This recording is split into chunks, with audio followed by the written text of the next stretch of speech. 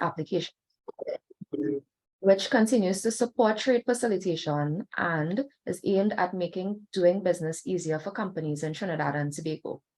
As an authority for certificates of origin, the Trinidad and Tobago Chamber continues to champion all transformative government initiatives as we move towards a digital society.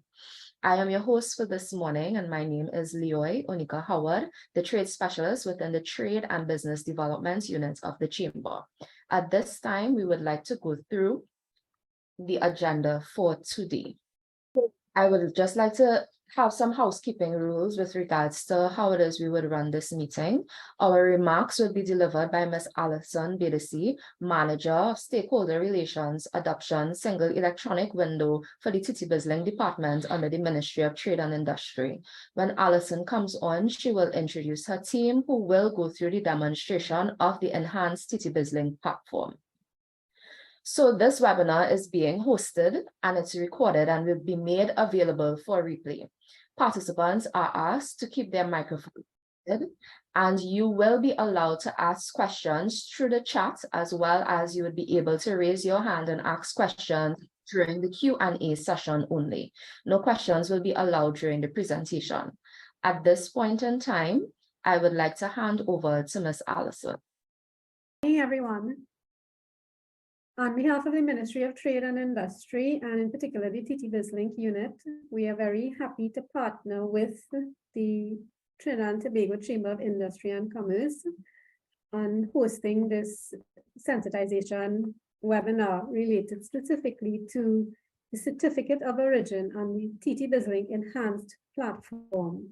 We are very glad to have the business community join us for this session, because we know that you all are very busy, but we are happy that you could take the time to be with us here today, especially as it's a short week.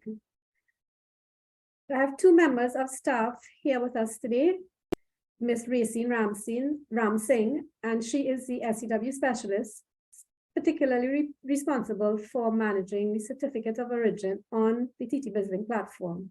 Also with us is Mrs. Dania Lamasi.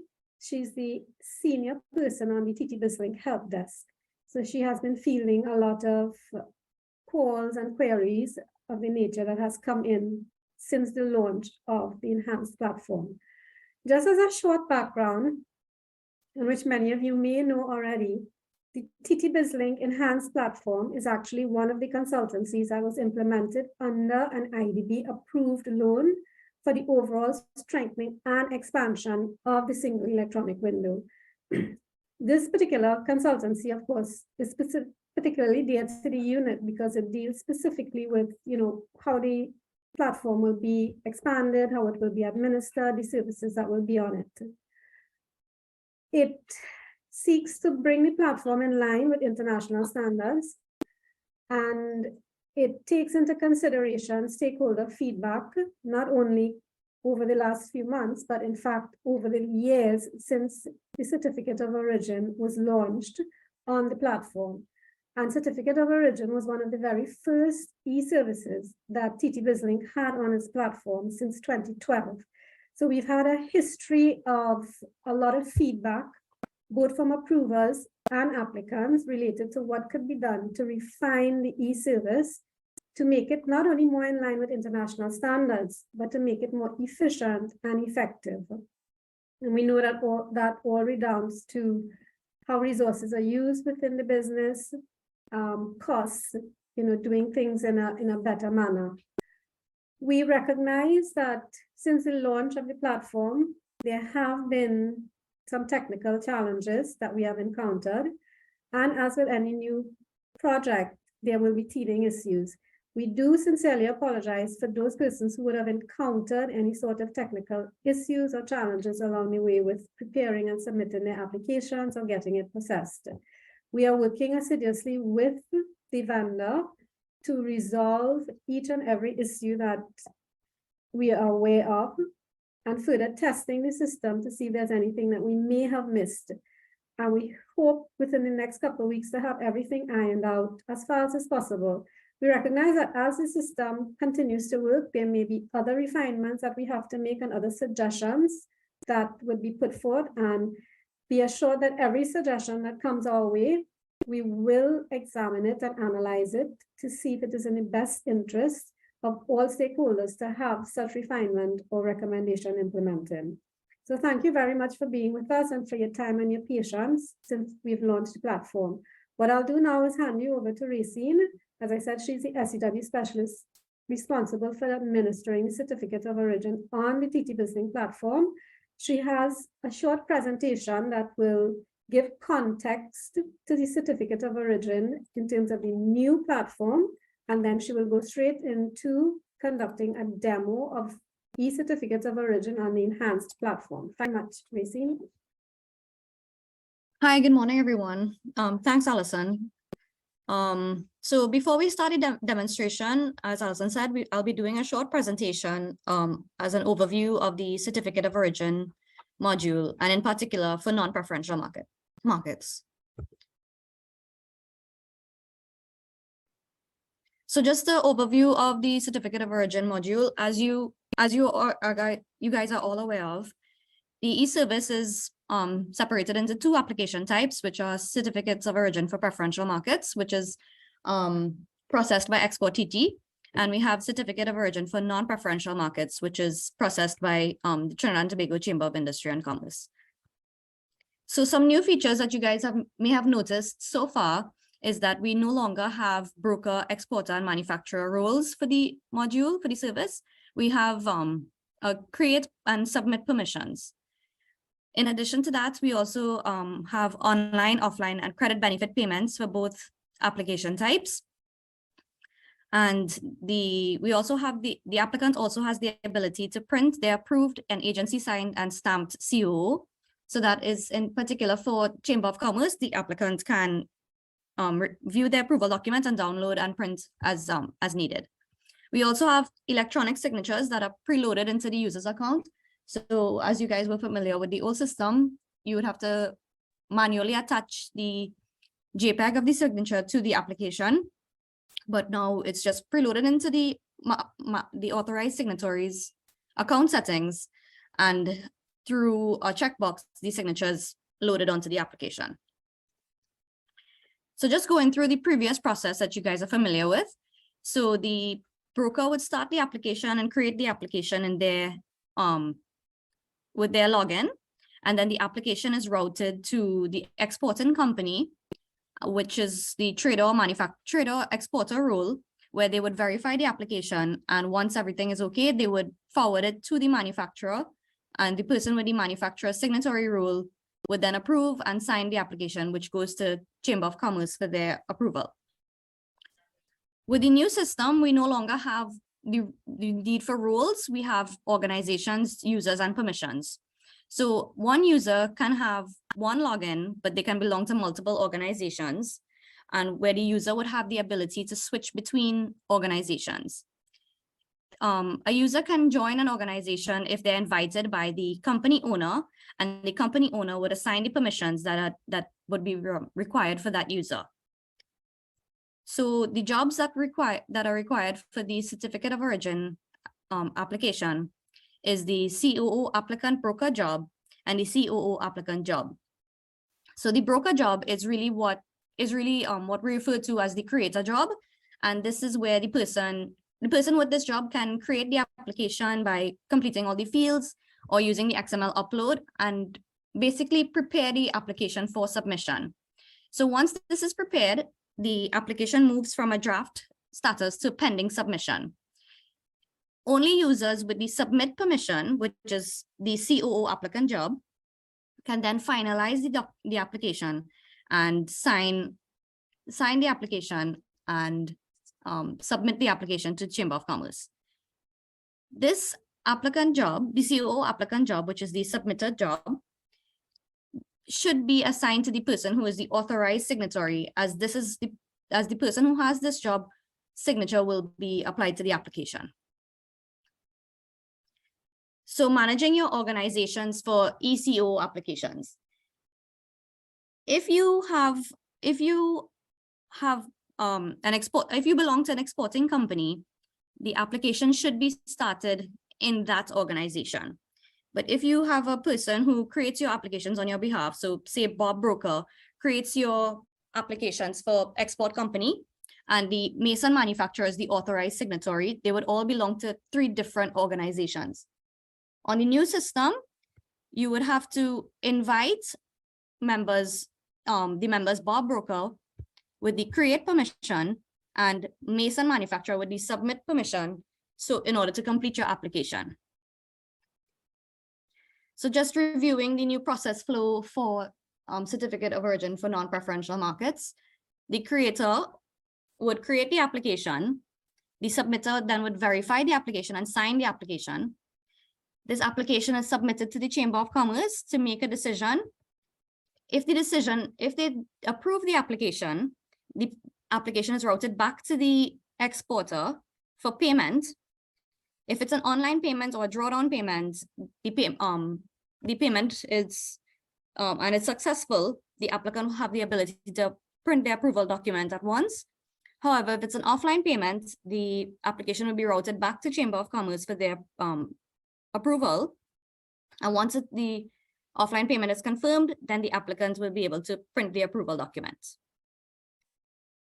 So today, we will, for the demonstration, we'll be just going through a few things, such as logging into TTBizLink, understanding your dashboard, switching organizations, creating an application for certificate of origin, submitting the application, making payments via offline, online, or drawdown, responding to a query, searching for applications, downloading the e-certificate, and uploading a signature to your account settings. So I'm just going to switch over to the platform now.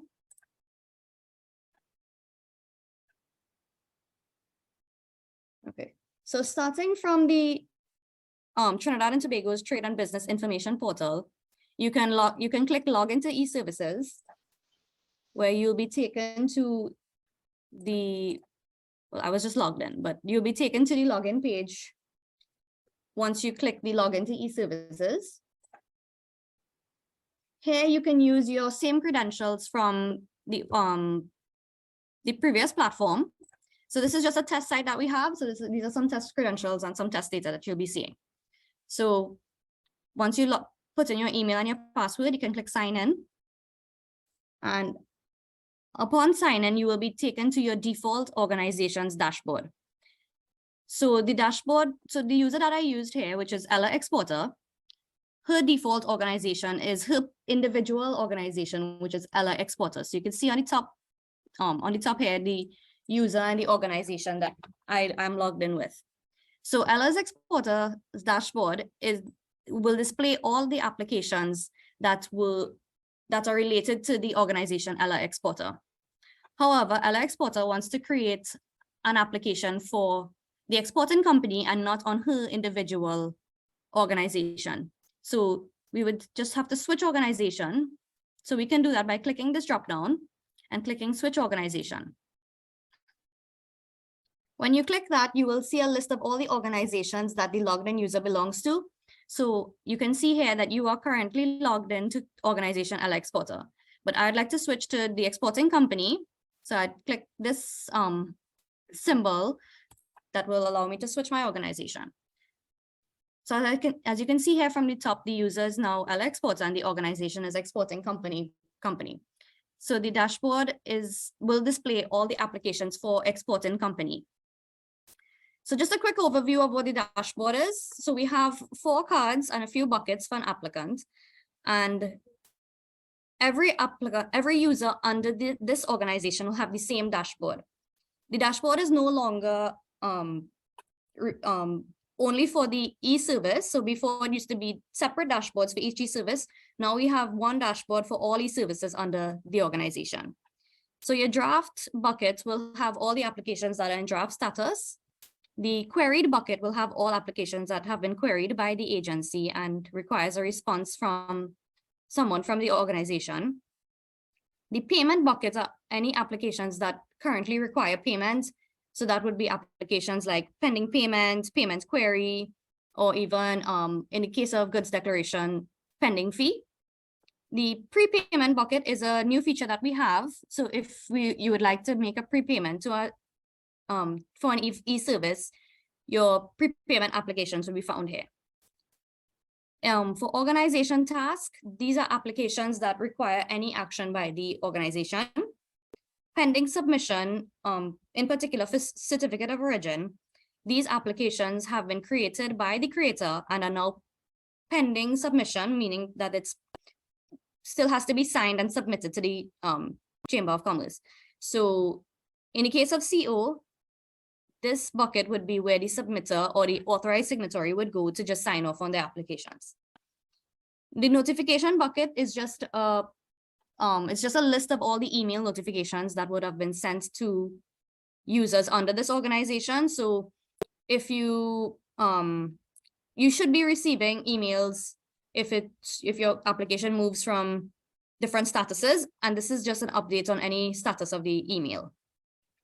The submitted bucket will contain applications that have been submitted to an agency. So it's stuff like submitted, query responded, and in the case of goods declaration, pending decision. Okay, so now we'll start with creating an application. So as I mentioned before, if you are creating a certificate of origin application, you should switch to the organization that is the exporting company. So since I'm logged into the exporting company, I can start my application by clicking apply. Then I can go to e-services, certificate of origin for non-preferential markets. This is a service overview of the e-service. So we would have some things like the description and the procedures, the details of the agency you're submitting to, the fees, and the payment modes accepted, and the method for obtaining your approval documents.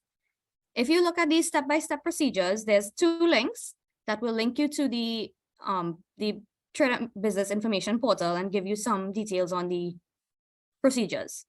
Under how to apply, there's a link here that would give that would send you to a page that contains all the related user guides for this e-service. So now we'll scroll down to apply.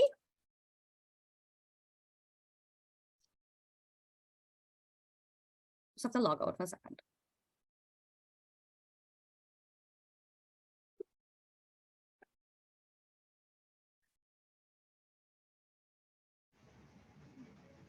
Okay, so as I logged out and I logged back in, I will be taken back to my default organization.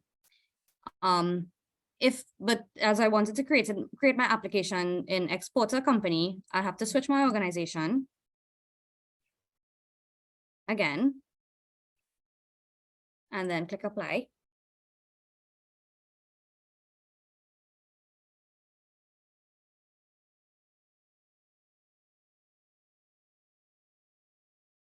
And then we'll be taken to the apply page. Right, so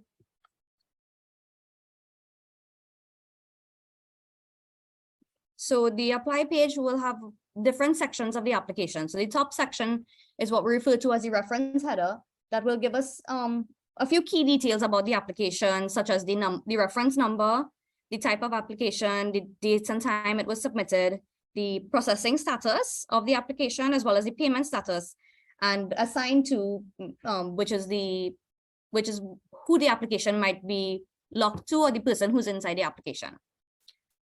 So we can start our application by completing CO details. So I'm just going to click any random manufacturer, click save, and when we click that save, we'll be taken to the next section. So exporter details would be the details of the organization that I'm currently logged into. So since I'm logged into exporting company, the details of exporting company will be displayed here. This section is not editable by me. So when you are creating your application, you'd have to verify that you're logged into the correct organization before, since this cannot be changed. If you did not switch your organization from your individual organization, your information will be displayed here. Consignee details, so we're just going to fill in some information. Importer details, we can click this checkbox if the consignee and the importer are the same. If not, we can fill in other information. So producer and manufacturer details, we'll have some details about the manufacturer that we selected. And we'll just have also some information on the transport. Selecting our country of destination, our country of origin. Moving to the next section, we have item details. So to add an item, you'll have to click this add and then use this lookup, this magnifying glass to look for any HS codes that are related to the manufacturer that we selected. So I'm just selecting something and I'm changing my description of goods to the description that I want printed on the certificate. So I'm just going to put item 1 printed description. And completing the other fields. This field, gross weight and quantity, is related to the unit of measurement. So basically by entering the number 1, 2, 3 and my unit of measurement as bags, I'm saying that the certificate I'm applying for has 123 bags.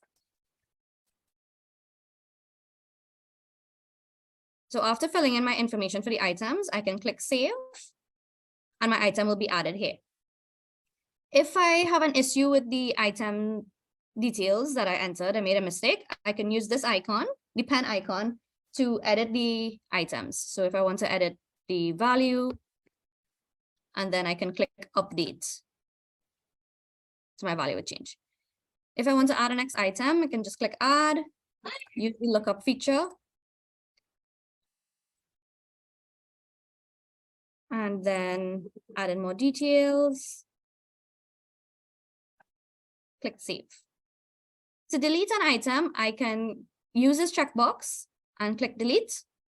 I would be asked to confirm my action, click OK, and the item will be deleted. Clicking save to move to the next section. Supporting documents would be any attachments that I would like to add to the application. So to add a document, I just have to enter a description. I'm just going to put an invoice, and then you can click this box to locate your files. To add a next item, you just put in the description again. And you could also use the drag and drop feature to upload your attachments. Contact details are the details of the user that I'm logged in with. So since I'm logged in with Ella Exporter, my details would be displayed there in this section. Notification details is a section that you can use to add any email addresses that you wish to receive email notifications on this application. So if your application was queried, any emails and email addresses entered here would receive the email that would indicate that it was queried.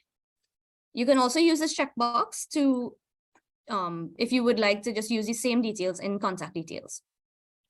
So now that I've finished my application, this summary section just gives me an overview of everything that I've entered.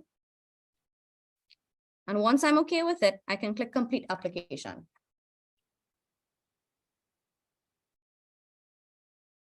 Right, so now my application has been moved from draft to processing, pending submission. So you can see that my processing status is pending submission. Pending submission meaning that all the fields of the application has been completed, but except the exporter signature and the terms and conditions. Therefore, this application has not yet been submitted to the Chamber of Commerce. The person with the submit permission must complete this section. That means that the person who is the authorized signatory is declaring that they are in fact the authorized signatory by checking this box, and therefore their signature from the account settings will be pulled here. So you can see that as I check that I am the authorized signatory, my name, Ella Exporter, and my signature from my account settings was populated in that section.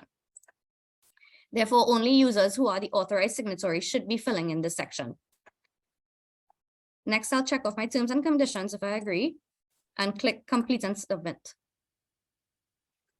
So now my application has moved from pending submission to submitted. Therefore, it has been routed to the Chamber of Commerce for their processing.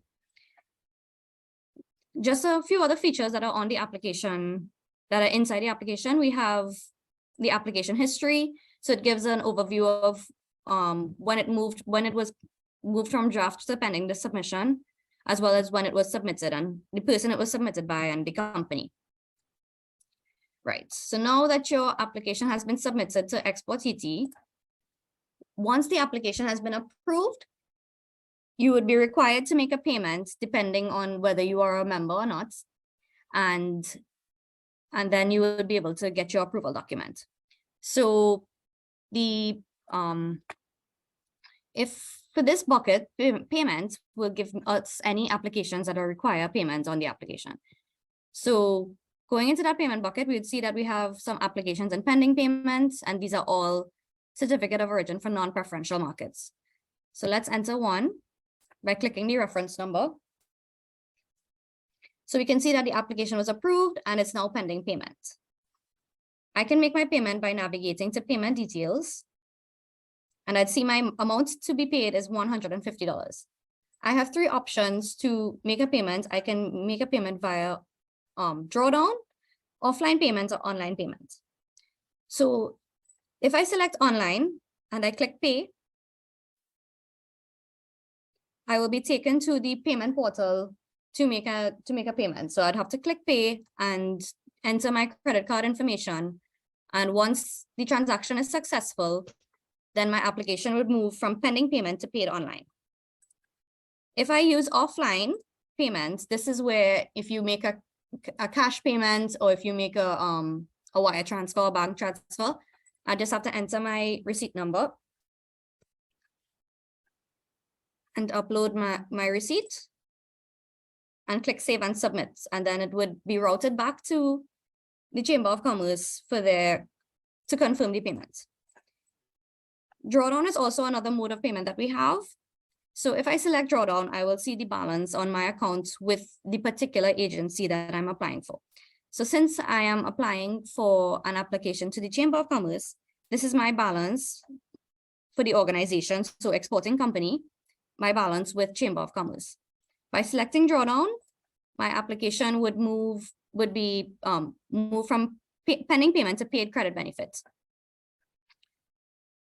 Since I paid this application via drawdown, I now have the ability to view my approval document by clicking this three dots on this gray horizontal bar, which we call the page options bar, and selecting view approval document. Now my e-certificate of origin will be opened in a new tab, and I can download and print from here. If I made my application via offline payment and then and the Chamber of Commerce approves my offline payment, then I would get an email notification stating that my application was approved, and I would be able to print my approval document. So to do so, to find your approval, your approved application, you can use the search feature and type in the reference number.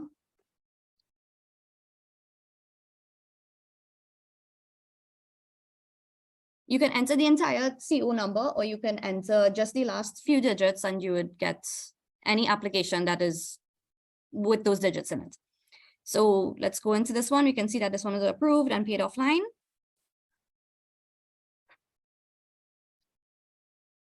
And now we can view the approval documents from here.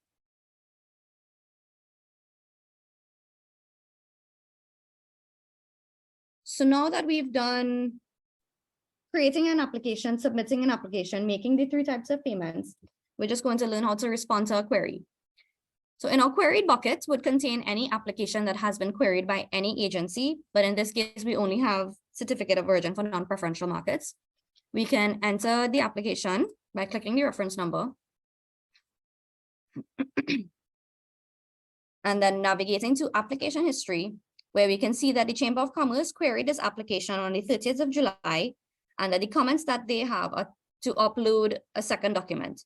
So now we'll just go to supporting documents to respond to this query. So we'll say, and add the document to be uploaded.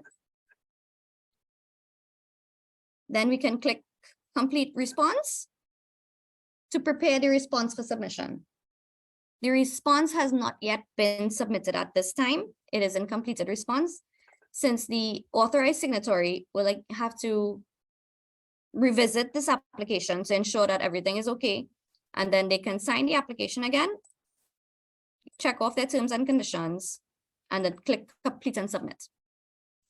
Now the application has been query responded. That's the processing status, query responded, meaning that the query has been submitted to Chamber of Commerce for their processing again. So one more thing that we'd like to do is uploading your signature to your account. This feature is really to be used by the authorized signatory, since their signature is the signature that would like to be that you would like to populate in the exporter signature section. So I'm just going to log out and use since I have a signature already on this account, I'm just going to log out and use another user that doesn't have a signature.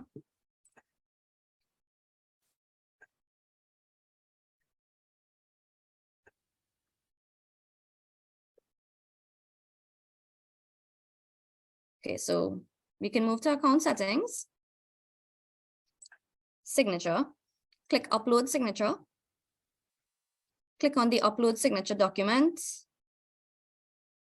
Then we can use this signature here. You can zoom and rotate the signature if need be. Click save. You'd get a message that the signature was cropped.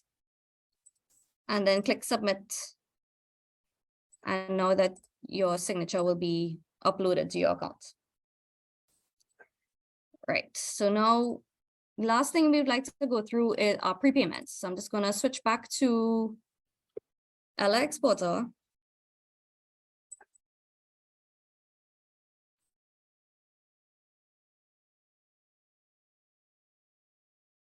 Oh, before we do the prepayments, I'd just like to show you guys how to switch to your default, switching your default organization. So if you noticed, every time that I logged in with Ella Exporter, I'll be taken back to the dashboard for my individual organization. But since Ella Exporter doesn't really use her individual organization, and she uses the exporting company's organization more, you can change your default organization by going to account settings, organizations, and changing your login default. Here you would see all the list of organizations that are not your default organization, and you can set it as your default organization. So now, since it's been changed successfully, when you log in again for the first time, well, when you log out and log back in, you'll be taken to the organization's dashboard. But I didn't switch my organization. So I'm going to switch my organization to exporting company, and we can start a prepayment application. So if you'd like to prepay for a service so that you can use the drawdown mode as a payment mode, you would have to make a prepayment application to the agency first. So to start, there are two prepayment buckets and prepayment buttons on the dashboard. There's this prepayment button on the left menu, and then there's this prepayment bucket on the dashboard. This prepayment bucket contains all the existing applications for any prepayment application that you would have made to any agency. This button would take you to the prepayment application page. So here we would have the prepayment request. You start by selecting the agency you'd like to prepay for. So we'll select certificate of origin for non-preferential markets. You would see that the agency is the Trinidad and Tobago Chamber of Industry and Commerce, and the prepayments would be made on behalf of exporting company. So the amount that I'd make is, say we'll do 1,200, enter the receipt number that you would have received from the cash payment or the wire transfer or the bank transfer. Upload your receipt. And you'd also notice that in the prepayment application page, there's a balance. It displays the current balance that you have with the agency that you've selected. So I currently have a $700 balance with the Chamber of Commerce, but I'm submitting another prepayment application for an additional $1,200.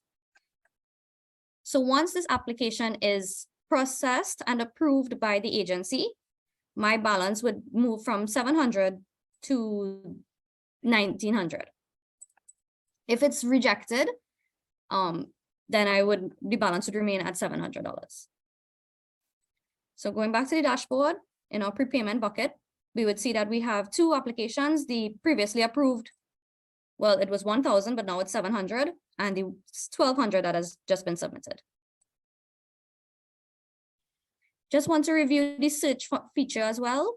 So if you're looking for an application under the organization that you're logged in with, and you're not sure which bucket the application would exist in, you can use the search feature to search for the application as well.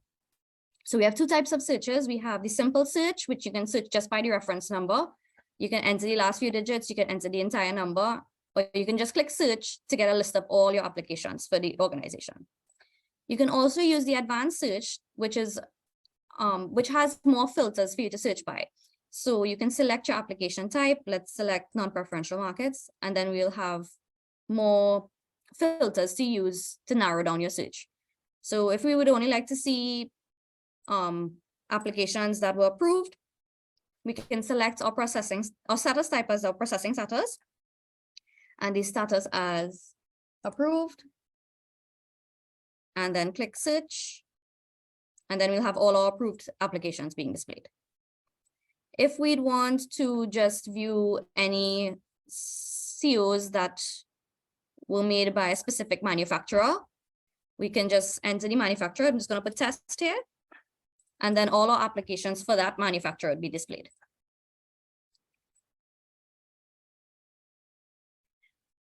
And that's everything that we have for the demonstration right now. So I would hand it back over to you, Leoy. Thank you, everyone. Thank you very much, Racine, for that very comprehensive overview of the system. At this point in time, we would like to open up our chat for the Q&A. Members are reminded that they can raise their hands and the questions will be taken from them, or they may feel free to also put their questions in the chat, and one of the Trade and Business Development members will tag it to me and I will bring it to the TTBizLink team. So you are now free to ask questions. We received a number of challenges, questions, some complaints with regards to the running of the system. So this is now your chance to be able to ask directly to the TTBizLink team with regards to any challenges that you may be undergoing with regards to the enhanced application software.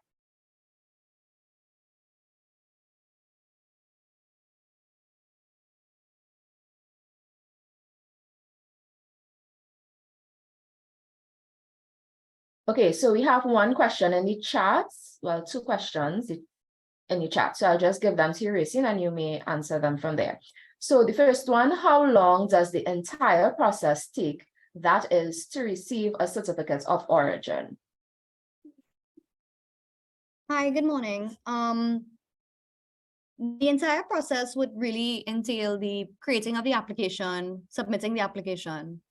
And once the Chamber of Commerce processes the application, it is almost immediate when the application reaches back to you.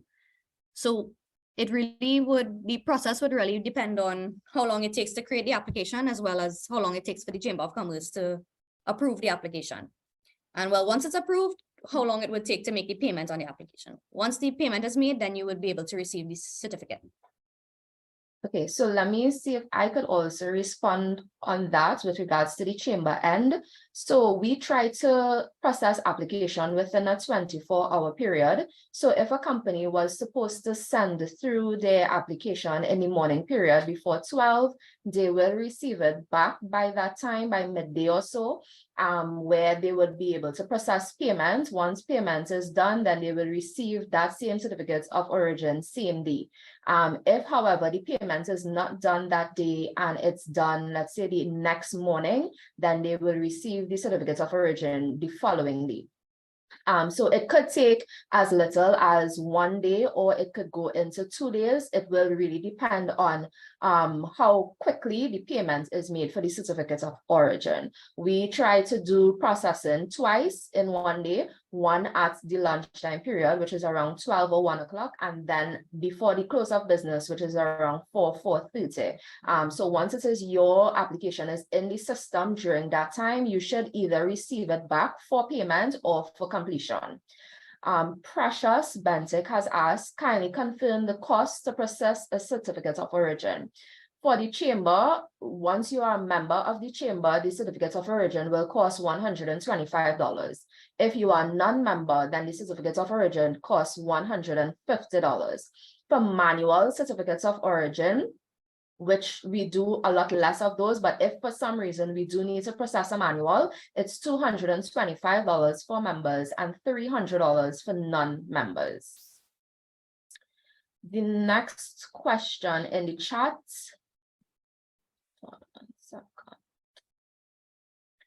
Somebody is asking if it's possible for you to go back on terms of how to upload a signature.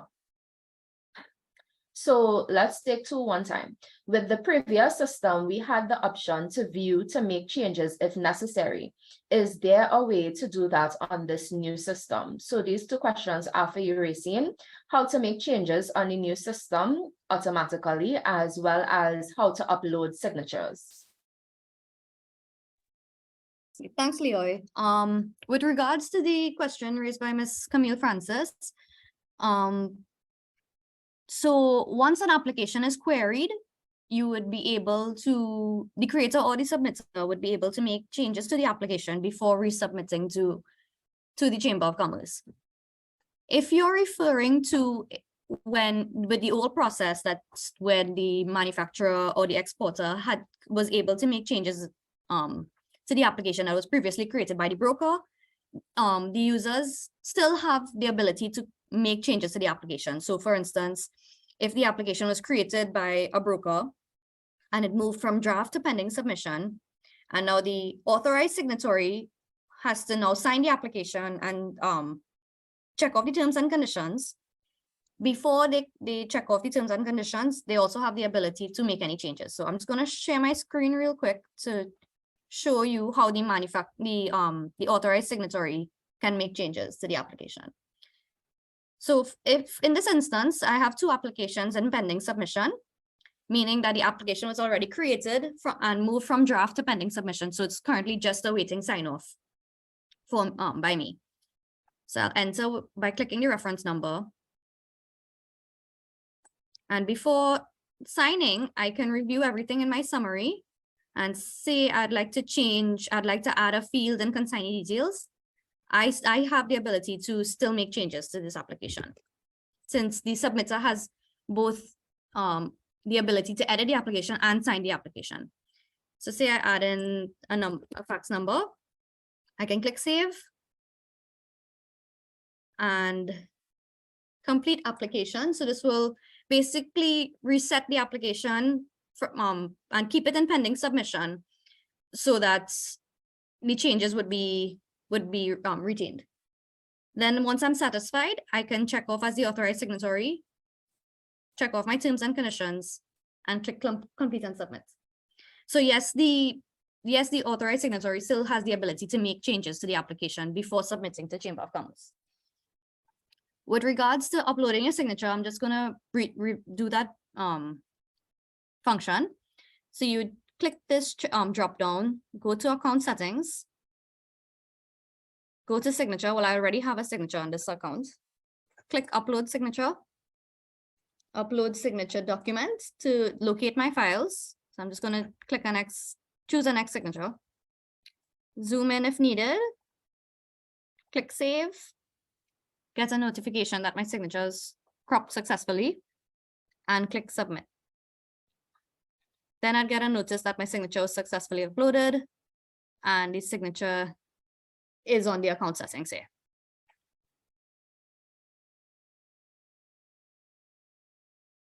Okay, perfect. Another question. In the instance where we are, as in the company, is the creator of the application, but not the manufacturer, how will the manufacturer approve the application?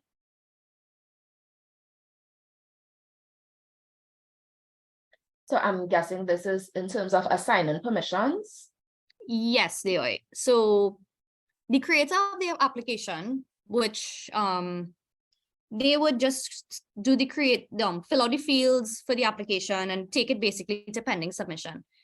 For the if the manufacturer is the authorized signatory for that manufacturing company, then that person, the authorized signatory, would have to be the person who would check off who would basically sign the application by checking exporter signature, checking that I am the authorized signatory in the exporter signature section, and checking the terms and conditions.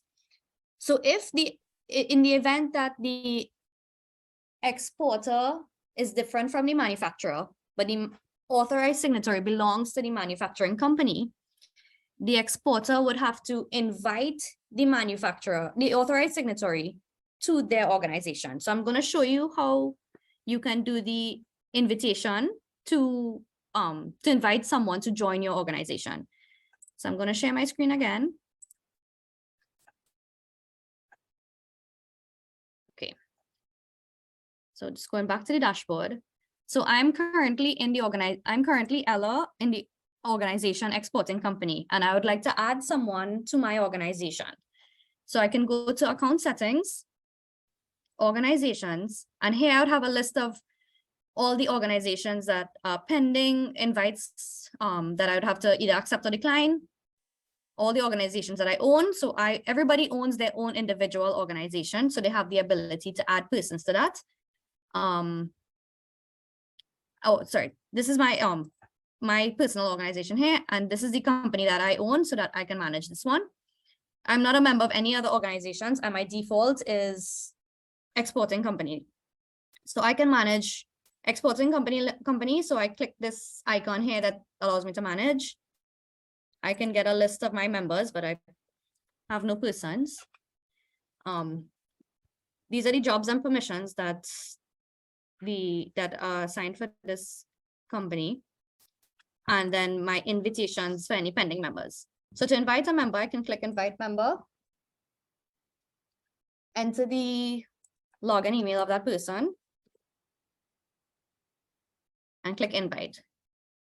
So now I'm just going to switch to show you guys what this person would see. So I invited Tom Broker to join my organization. The invitation has been sent. So I'm just going to log out here.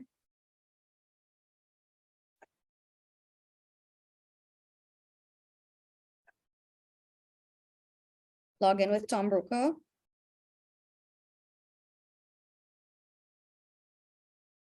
So Tom Broker has to now go to account settings, organizations, and now my invite is here where Tom can either accept or decline. So once I accept, then I would have the ability to switch my organization to either the exporting company, which is what I was just added to, or TB brokerage.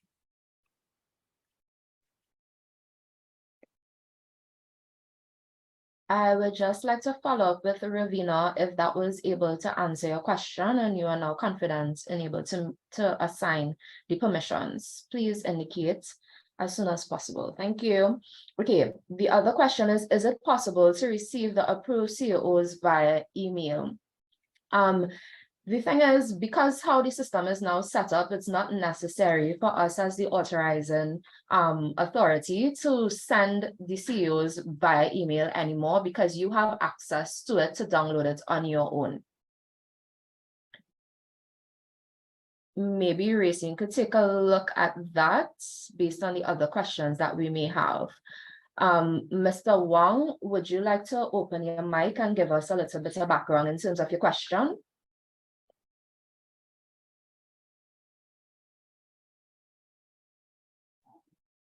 Hi, good morning, everyone. Hi. Hi. Okay, so when we are creating the certificate, right, and we do it according to the invoice, but when the certificate is approved, they are not coming in sequence. It's not coming in the same order in which we enter it. The items come in mixed up.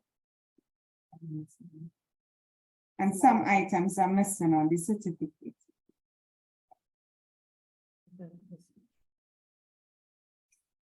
Hi, good morning. would you be able to give us, well, after this session, would you be able to contact us and give us some more information on this? So we could get the CO number and see that, investigate the issue further. Sure, no problem. Okay, thanks. Okay, perfect. Mr. Darian Fraser, he's unable to apply for a customer after switching organization. Please advise.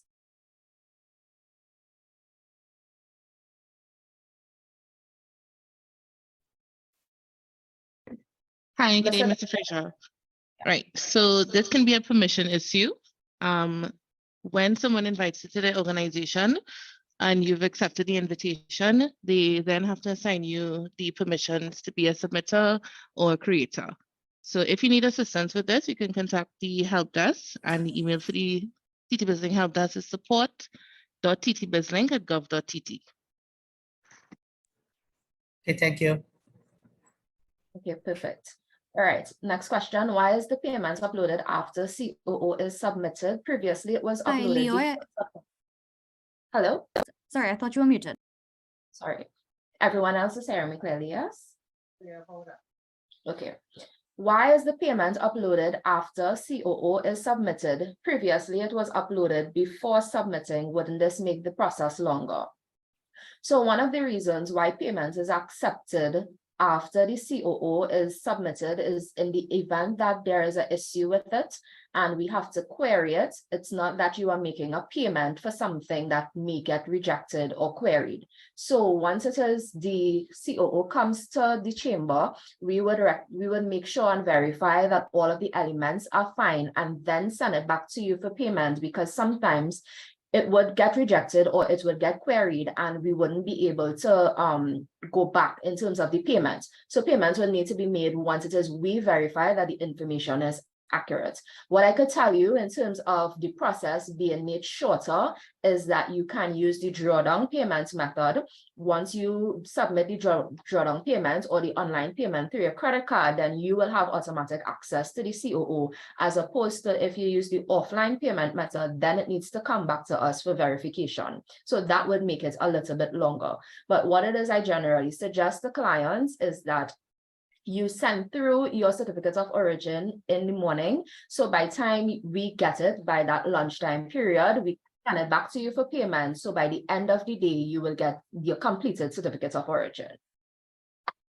I hope that that answered your question. Okay, great. And I think that that would be it with regards to all of the questions that would have been asked. We just will leave the floor open for probably like about 5 more minutes in the event that anyone else has any question. You feel free to raise your hand, and open your mic and ask the questions. If there are no questions, then we would begin to wrap up.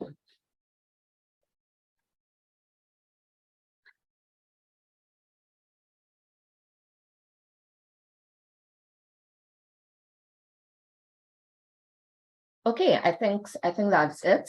Once again, we would like to thank the Ministry of Trade and Industry and the TTBizLink team for this very informative sensitization session on the applications for certificates of origin for non-preferential certificates with the Trinidad and Tobago Chamber of Industry and Commerce. We hope that as time continues, that the system and the usage of it will only get better, and that it will help with the ease of doing business for all of our companies. We do ask that if you have additional questions that for some reason we were not able to address here, or you have something specific, that you can email kbrown@chamber.org.tt, and this will be sent to the TTBizLink team so that they could respond to you. Or you are also routed to the TTBizLink hotline so that they can also assist you with your needs.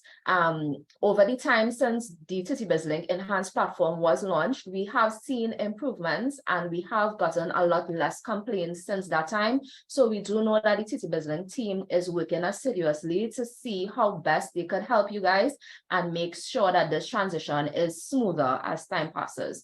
So once again, the Trade and Business Development team of the Chamber is here to support you with your needs. So don't feel free to reach out to us at any time. And we thank the Ministry of Trade and Industry once again for their assistance with this session. thank you all for attending Hi. until.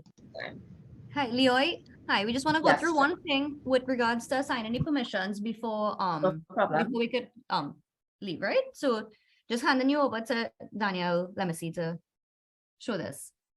No problem at all. Okay, so once you go into your organizations under account settings and you can view your members from here. So now you can see that the members that I have for this exporting company is Tom Broker. I can click this manage to see the to manage him as a user under my account. So as you can see that Tom Broker only has this job, which is PTL or required job, which is the default job for any user who you add to your organization. So at this point of time, Tom Broker can't really do anything on my organization. So I can also remove him as a member from my organization. If somebody leaves and you would like them to stop doing any business on your behalf, you can remove them. I can also click assign job and I'll have a list of all the jobs on TTBizLink. You can contact the help desk for any assistance with this because it may be a bit confusing. So right now I'm assigning the applicant job. So as you can see, it has applicant broker job and applicant job. The applicant broker job is basically the creator of the application, and the applicant job is the submitter for the application because they can do both create and submit. So once I assign the jobs, I can go to, once I check off the boxes, I can click assign job. And now the jobs have been assigned. So now Tom Broker has the ability to both create and submit an application for both, well, in this case, ETT is Export TT and TTCOC is Chamber of Commerce. But if I only wanted Tom Broker to be a broker for my organization, I would not assign them the applicant job. I would just assign them the applicant broker job. So, And see what jobs so now you could go back into the members and you could see that they are assigned, that Tom Broker is assigned the 4 jobs that we just gave him plus the default required job. So, I hope that clears up any issues that you guys would having with assigning jobs and permissions. Just to note that only the owner of the company can assign permissions. And again, if there's any issue with assigning the jobs or need more information about the jobs, you can contact the help desk for more information. But thank you, Leoy, for having us. And we hope that this session was very informative and insightful for our applicants. You're most welcome. I did see a question that came through with regards to if something similar will be done for duty relief licenses. Maybe, Racine, you could probably give the attendees some insight as to your upcoming sessions for the other parts of the system. Hi, Alison here again. Yes, we intend to have a series of webinars. We haven't as yet scheduled for all of the permits and licenses as yet, but as soon as we have them, we will be letting persons know when the various webinars will be held. What we want to do is to ensure first that the challenges, the technical challenges that we have been encountering, that those are more or less fully resolved before we hold the various webinars. So persons can look forward to upcoming webinars, and it will include all of permits and licenses. Okay, thank you very much and have a very good day, everyone.